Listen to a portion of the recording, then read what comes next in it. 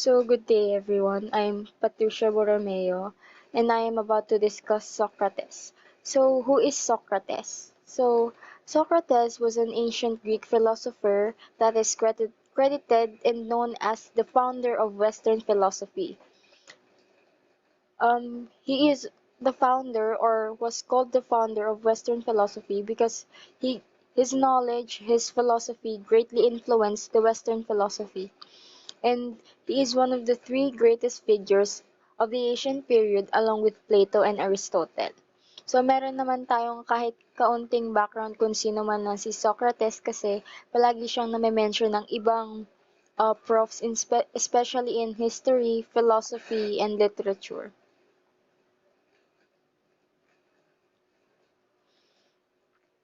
So yun, his influence on the subsequent course of ancient philosophy was so great that the cosmologically oriented philosophers who generally preceded him are conventionally referred to as the pre-Socratics.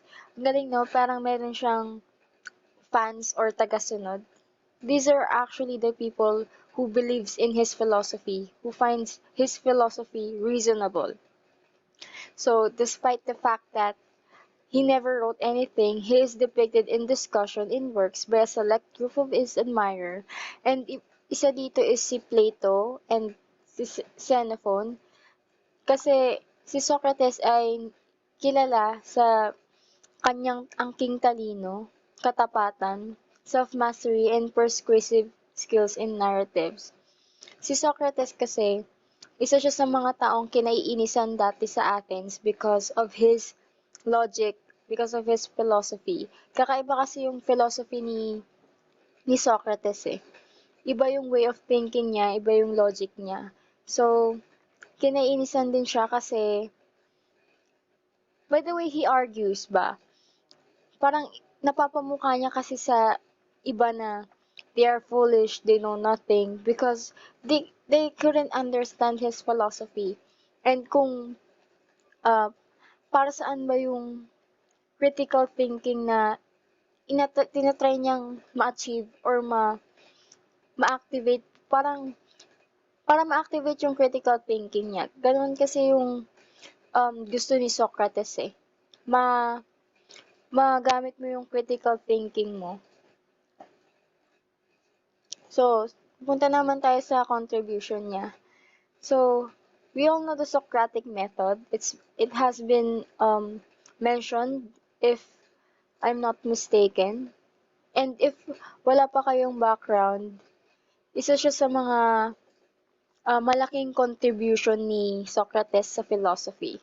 So, Socrates' most important contribution to the Western philosophy was his technique for arguing a point, knowing as the Socratic technique, which he applied to many things such as truth and justice. The Socratic method is a form of cooperative argumentative dialogue between individuals based on asking and answering questions to stimulate critical thinking and to draw out ideas and underlying presuppositions, and it is widely used in teaching and counseling to expose and unravel deeply held value and beliefs that frame and support what we think and say.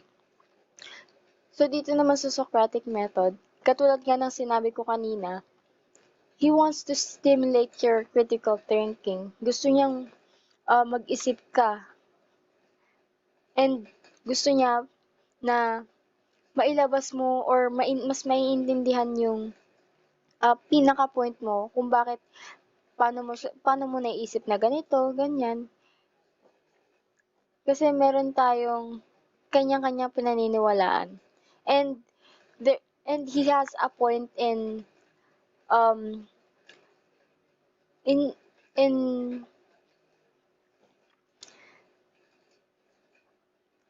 in this part kasi it stimulates your critical thinking eh. Maganda to para maka makatulong sa'yo in if ever you are arguing with someone in logic, and makatulong din 'to para din gets mo yung point na sinasabi ng iba or ng kausap mo, or para masabi mo din yung gusto mong sabihin. So, yun. So, this is one of his famous lines or quotes. The only true wisdom is in knowing that you know nothing. For me, ang meaning nito is magpakumbaba ka. Kasi if you know sa sarili mo na may mga bagay na hindi mo pa alam, then you are willing to learn. Para bang masasabi mo na, ay hindi ko pa alam to, kaya I want to learn this. And ina-accept mo na may mga bagay talaga na hindi ka alam. Kasi there are a lot of things that you will still learn habang nabubuhay ka. So, Socrates believes that people should strive for goodness rather than material interests such as wealth. He encouraged others to focus more on companionship and making connections with other people because he felt this was the ideal path for individuals to become together as a group. So yun nga, isa din yung point ni Socrates dito na na ang pinakagusto talaga ng isang individual is makabuild ng connection sa ibang tao. To strive for goodness pa, parang ma-achieve nila yung goals nila, to connect with other people, to strive and to reach success kung ano ba yung gusto nila sa buhay. And na yun lang. And I think maganda yung philosophy ni Socrates kasi it enhances your philosophy, yung paniniwala mo. It um it enables you to think deeply para mas ma-understand mo yung point mo at yung point ng iba. So, it will be balanced and magiging fair kung mag-aano man kayo, mag-share man kayo ng ideas or magkakaroon man kayo ng argument. Alam mo yung tamang isasagot mo at alam mo yung mga bagay na kaya mong i-accept cause you don't know this, ganun. Or malaman, or bukal pa sa loob mo na may malalaman ka pang iba. Kasi tanggap mo na sa sarili mo na there are still more things to learn. So that is all. Thank you. Good afternoon, everybody. I am Rasmujan Igmat Alvarez, and I am here to report the church land in Merlo, Worthy, and Devila. So, start. So, Paul Montgomery Church Land. So, Paul Montgomery Church Land, born in October 21, 1942, is a Canadian philosopher known for his studies in neurophysiology, philosophy, and the philosophy of mind. After earning a PhD from the University of Pittsburgh under Wilfred Sellars, 1969, Churchland rose to the rank of full professor of University of Manitoba before accepting the Boltz family and the Bode chair in philosophy at University of California, San Diego, and the joint appointments in that institution, Institute for Neural Computation and on its Cognitive Science Faculty. As of February 2017, Churchland is recognized as the Professor Emeritus at the UCSD and is a member of the Board of Trustees of the Moscow Center for Consciousness Studies of Moscow State University. Churchland is the husband of philosopher Patricia Churchland, with whom he collaborates, and the New Yorker has reported the similarity of the views on the mind-body problem are such that two are often discussed as if they are one person. So next. So the philosophy of Paul Montgomery Churchland is Churchland believes that beliefs are not ontologically real. That is, he believes that a future fully matured neuroscience is likely to have no need for beliefs, in the same manner that the modern science discarded such as notion as legends or witchcraft. So rather than dualism, Churchland holds to materialism, the beliefs that nothing but matter exists. When discussing the mind, this means that the physical brain and not the mind exist. Adding to this, the physical brain is where we get our senses of self. So next one, Paul Montgomery Churchland is known for championing the thesis that our everyday common sense folk psychology, which seeks to explain human behavior in terms of the beliefs and desire of agents, is actually a deeply flawed theory that must eliminated in favor of a major cognitive neuroscience. So, Paul Montgomery Ancient Philosophy explained that eliminative materialism and how it supports the idea that Fox psychology is just a theory that will be eradicated with proper scientific data. In doing so, he says, knowledge of other mind thus has no essential dependence on knowledge of one's own mind. I completely agree with this statement and think it is an excellent point proving the impossibility of Fox psychology. Conclusion reached by beliefs of Fox psychology can hardly be accepted as veritable. Since Fox psychology itself is simply a theory, and the integrity of any interference made based solely on it will, by extension, also be questioned. So, the Paul Montgomery Churchland postmodern philosophy, for over 3 decades, Paul Churchland has been provocative and controversial philosopher of mind and of science.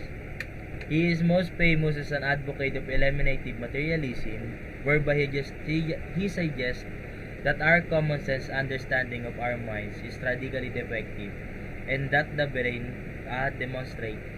This collection offers an introduction to Churchland's works, as well as critique of some of his most famous philosophical positions, including contributions by both established and promising young philosophers. It is intended to complete the growing literature on Churchland, focusing on his contribution and isolating from those of his wife and philosophical partners, Patricia Churchland, as well as his contributions to philosophy as distinguished from those to cognitive science. So next one is Maurice Jean Jacques Merleau-Ponty. So Maurice Merleau-Ponty is 14 March 1908 to 3rd May 1961, was a French phenomenological philosopher strongly influenced by Edmund Husserl and Martin Heidegger. The constitution of meaning in human experience was his main interest, and he wrote on prescription, art, politics, religion, biology, psychology, psychoanalysis, language, nature, and history. He was the lead editor of Les Tempes Modernes, the leftist magazine he established with Jean-Paul Sartre and Simone de Beauvoir in 1945. So, Maurice Jean-Jacques Merleau-Ponty, Ancient Philosophy, is commonly associated with the philosophical movement called existentialism, and in extension to begin with an analysis of the concrete experiences, perceptions, and difficulties of human existence. So, Maurice Merleau-Ponty postmodern philosophy focuses on the ways in which our embodiment is central to our consciousness and self, pushing away from seeing these as isolatable and reductible phenomena inside the brain and towards seeing them as more distributed and relational features of our lives in the world. So next is Jacques Derrida.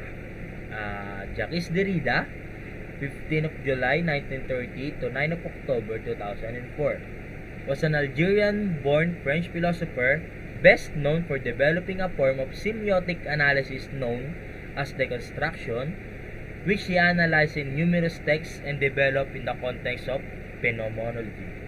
He is one of the major figures associated with post-structuralism and postmodern philosophy. So, Jacques Derrida, Ancient Philosophy, is the most celebrated as a principal exponent of deconstruction, a term he coined for the critical examination of fundamental conceptual distinction or opposition inherent in Western philosophy since the time of ancient Greeks. These oppositions are characteristically binary and hierarchical, involving a pair of terms in which one member of the pair is assumed to be primary or fundamental.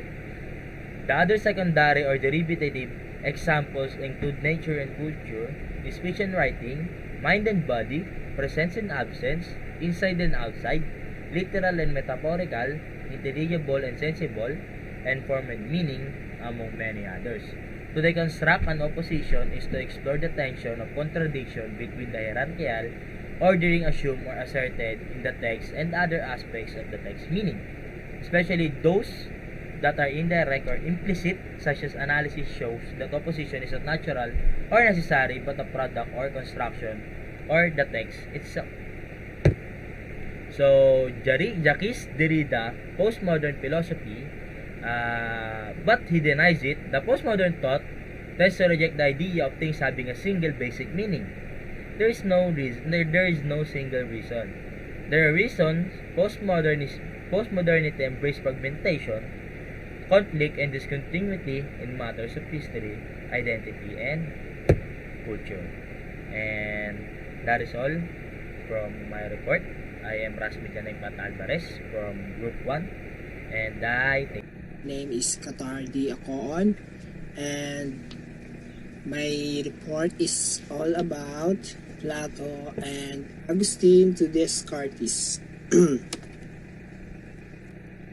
So Descartes and Augustine, in their respective examinations of the mind and God, come to the conclusion that the true understanding of all things derives from the withdrawal of the self from foreign influence and the necessity to look inward.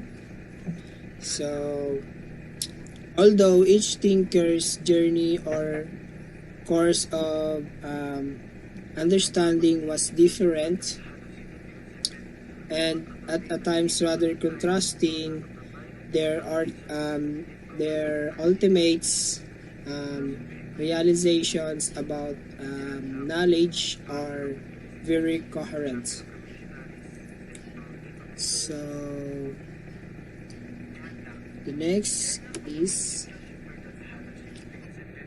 doubt is one of the primary focuses and a central aspect in examining the self for both Descartes and Augustine, that stems from mistrust in the senses. So the difference between these philosophers is the extent to which they believe the removal from the senses is necessary. So Descartes is more of radical in this aspect, as he feels that all. So the next is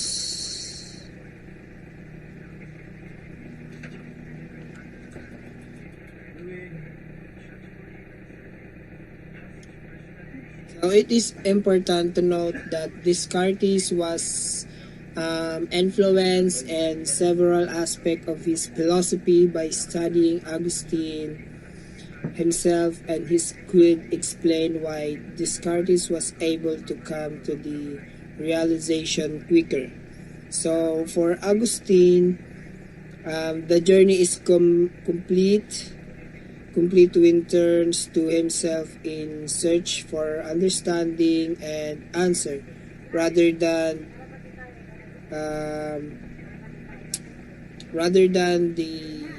the transit things around him, like the death of his close friend in book 5 of the Confessions. So Descartes understands that because he has the ability to think and doubt his exists, he has the ability to reason regardless of any physical influence. So Augustine has a similar understanding in relation to God, which result in his ultimate conversion and understanding of himself and God. So the next is Augustine and Descartes seek to explain and recognize the existence of God by understanding and acknowledging themselves as finite beings. So they would both agree that in order to understand God, one must first understanding what it means exists.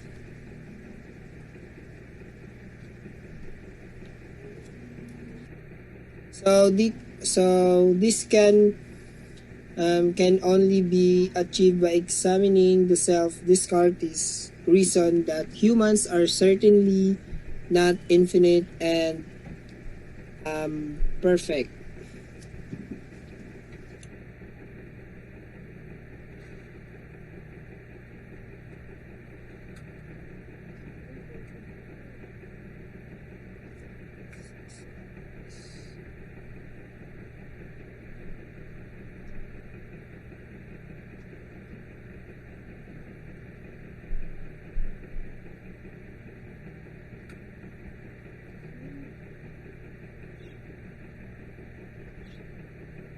Final being. So they would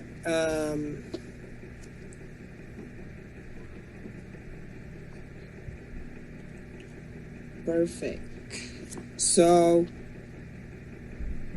where else could the idea of infinite and perfect come from other than some things that possesses those quality God? So the aspect that Augustine and Descartes are most coherent is their ability to understand the existence of God by understanding. So that's all. Thank you. John Locke was an English philosopher that had a significant effect both on the way that people on the time to that of the mind and on the reasons that we believe governments are legitimate. His philosophy empiricism, or knowledge that comes from experience, stood in a stark contrast to the great rationalism, knowledge would have come from something other than experience. John Locke life. Locke lived during a tumultuous time in English history.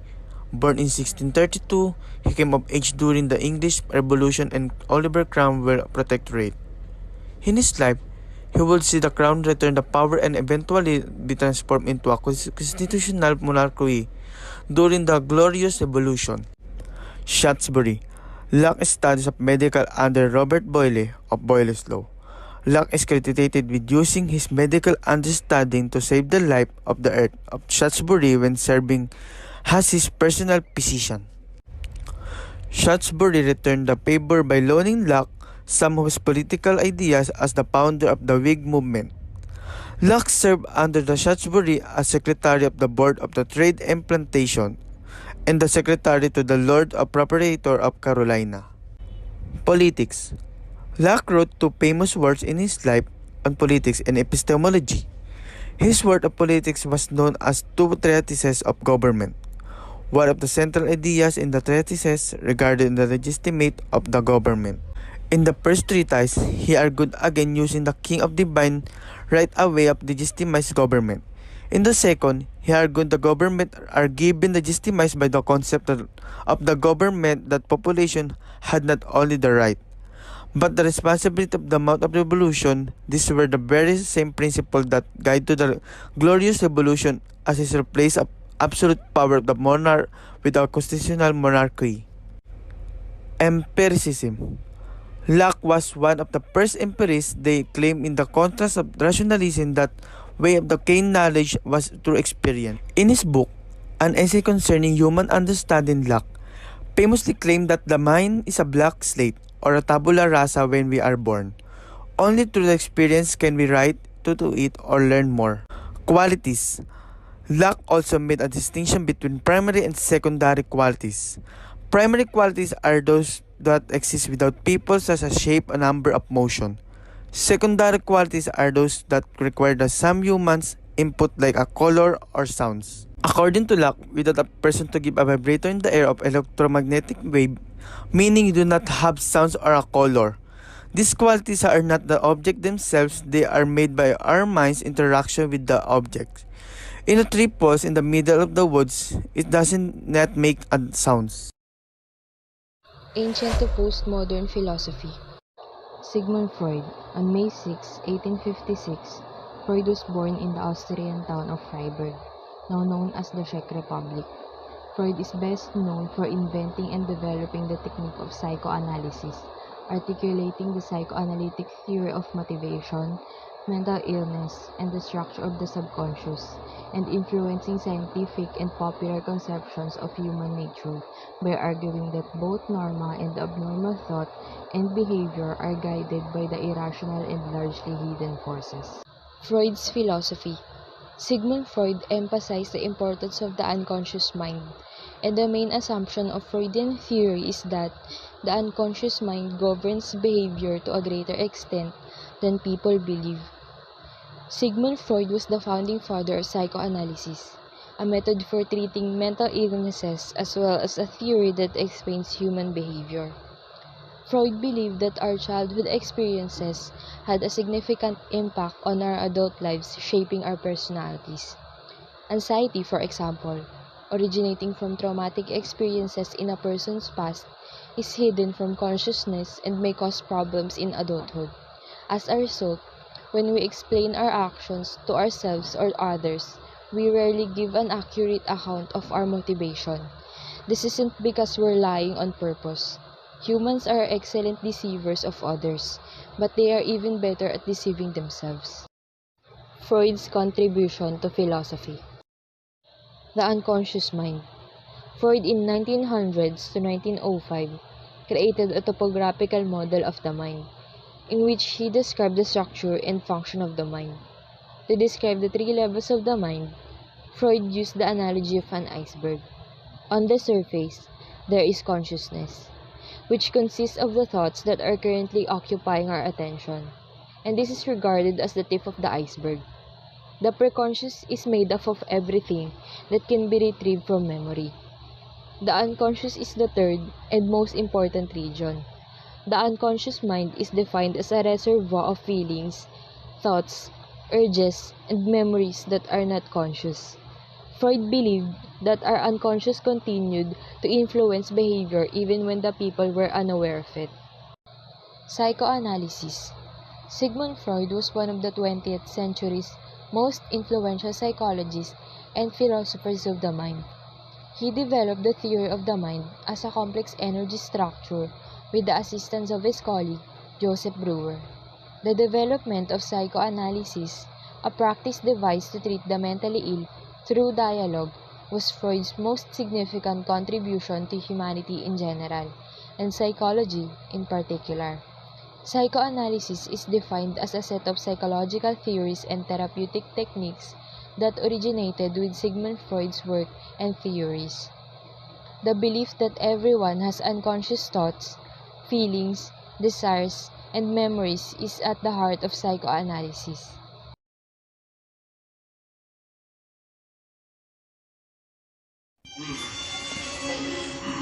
Immanuel Kant. Who is Immanuel Kant? Immanuel Kant was a German philosopher and one of the central Enlightenment thinkers. Kant's comprehensive and systematic works in epistemology, metaphysics, ethics, and atheistic have made him one of the most influential figures in modern Western philosophy. Immanuel was known as one of the foremost thinkers of the Enlightenment. He is comprehensive and systematic in epistemology, the theory of knowledge. Ethics and statistics greatly influenced all subsequent philosophy, especially the values of Kantian and idealism. He was born in 1724 in the Baltic city of Königsberg. At that time, it is part of Prussia and now belongs to Russia.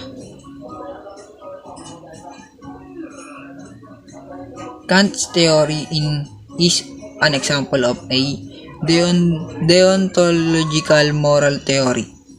According to these theories, The right or wrongness of action does not depend on their consequence, but on whether they fulfill our duty.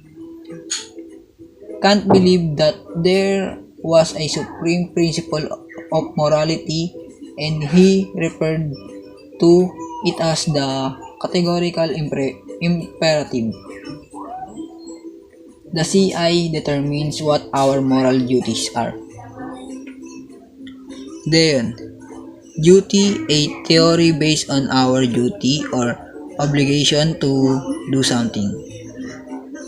Can't believe that there were concepts such as good and justice that are real and have universal truth. He believed that can we learn about and access this through our reason and a priori knowledge. Kant on moral worth. The moral worth of person. Kant also has something to say about that makes someone a good person. Keep in mind that Kant intends this to go along with the rest of his theory, and what one's duty is will be determined by the categorical imperative. However, one can treat this as a separate theory to some extent and consider that one duty is determined by some other standard. Immanuel's quotes. All our knowledge begin with the sense, proceeds then to the understanding and end with reason. There is nothing higher than reason.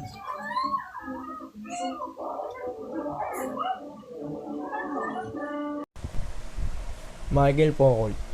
Paul-Michel Foucault was a French philosopher, historian of ideas, writer, political activities, and literary critic. Foucault theories primarily address the relationship between power and knowledge, and how they are used as a form of social control through societal institutions. Foucault argued that knowledge and power are intimately bound up, so much so that he coined the term power knowledge that point out that one is not separate from the other. In his most important works, this included an analysis of text and images and building in order to map how forms of knowledge change. Michael Foucault was a French historian and philosopher associated with the structuralist and post-structuralist movements. He has had strong influence not only in philosophy but also in a wide range of humanistic and social scientific disciplines. Next. Michael Foucault philosophy. Foucault's entire philosophy is based on the assumption that human knowledge and existence are profoundly historical. He argues that what is most human about man is history. He discusses notion of history, change and historical method at some length at various points in his career. Michael Foucault was a major figure into successive waves of 20th century French to the structuralist wave of 90s, and then the post-structuralist wave by the premature end in his life. Foucault had some claim to be the most prominent living intellectual in France. Foucault was known for tracing the development of Western civilization, particularly in its attitudes towards sexuality, madness, illness, and knowledge. His late works incited that forms of discourse and institutional practices are implicated in the exercise of power. Michael Foucault is known for. Michael Foucault began to attract wide notice as one of the most original and controversial thinkers of this day. With the appearance of The Order of Things in 1966, his best-known works included Discipline and Punish, The Birth of the Prison 1975, and The History of Sexuality, a multi-volume history of Western sexuality. Foucault's works is multidisciplinary, spanning the fields of history, sociology, psychology, and philosophy. Foucault is the author most frequently quoted in the humanities in general in the first decade of the 21st century. Michael Foucault, Ancient Philosophy. In this study of ancient Greek ethics, Foucault continued to pursue his idea that there was no true self that could be deciphered and emancipated, but that the self was something that had been and must be created. There is, however, a whole new axis of analysis present in his late studies of subject. Michael Foucault was major figure into successive waves of 20th century, French to the structuralist wave of 90s, and then by the post-structuralist wave.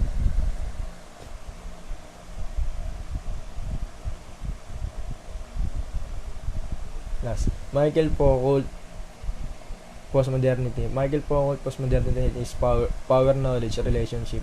Michael Foucault was a postmodernist who he refused to be so in his works.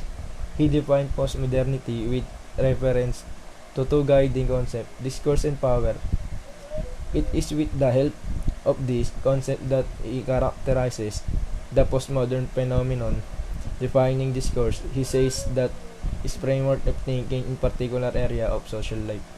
For instance, the discourse of criminality means how people in a given society think and talk about crime. And what is important is power works. Through discourse, the discourse becomes weak or strong in comparison to power, and power, according to Foucault, is knowledge. Thus, in postmodern condition, there are discourses which are shaped by knowledge. Foucault work is transdisciplinary in nature, ranging across the concerns of the discipline of history, sociology, psychology, and philosophy. At the first decade of the 21st century, Foucault is the author most frequently cited in humanities in general. In the field of philosophy, this is not so, despite philosophy being the primary discipline in which was educated and with which is ultimately identified.